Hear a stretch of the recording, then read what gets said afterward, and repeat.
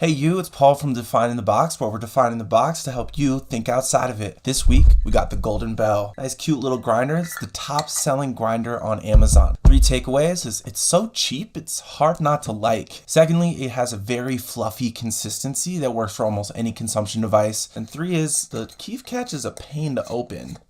Took me forever, and there's a lot of threads here. Overall score comes at a 3.42, coming in a little bit above average. The fact that it's cheap helps it a lot. Who's this for? This is for the first time user who's just trying to figure out what a grinder is and get used to it. Who's this not for? Someone trying to grind up a lot and being able to get a grinder that can handle anything that they throw at it. We have 5 main variables to get to our overall score. Grinder came at a 3.1. It has a very good grind consistency, but yet it doesn't have much grind capacity. Storage got a 2.3. Threads are pretty hard to open, and it actually has a pretty small storage capacity. Longevity got a 3.5. With a lifetime warranty at an $8 price point, it's pretty hard to beat, but also the threads make it really hard to use. Miscellaneous, I got a 3.4. Amazon customer service is more than sufficient. Price got a 4.5 at an $8 grinder. It's really hard to beat. I dive into how we got to each of these ratings later in the video.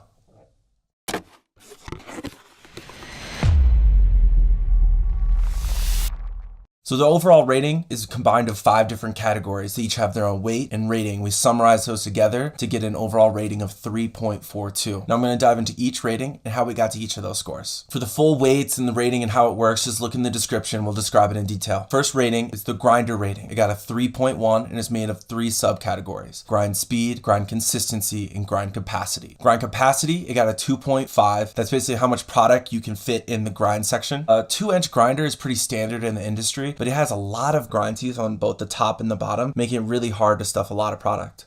Grind speed got a 2.5. That's how fast we can get it from the unground to ground state. It performed nearly as well as the Pen Simple, our first review, but what it did struggle with is that it would get stuck in these top sections and not actually fall through to the little holes. Third is grind consistency. It got a 4.5. That's how little variance there is in your ground material. It performed even better than the Pen Simple in the first grinder. It doesn't fall through as well, but when it does fall through, it's a perfect fluffy consistency that works with any consumption device. Second, we have storage. Storage came out to a 2.3 and is made up of 4 categories: storage capacity, dispense speed, kief catch, and portability. Storage capacity got a 2.5. It's basically how much ground material you can fit in the storage area. This little grinder can only barely fit 1 gram with all of it ground up, but it's a 2-inch grinder and it's just a little bit shorter, so it makes sense. Dispense speed, it got a 2.0. That's how fast you can get it from your grinder into your consumption device. The little threads right here are a little hard to open, so it makes it hard to get product out.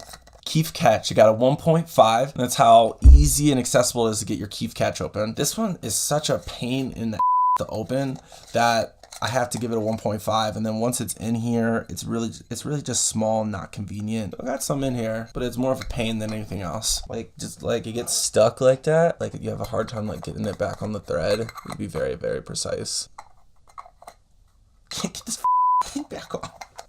That.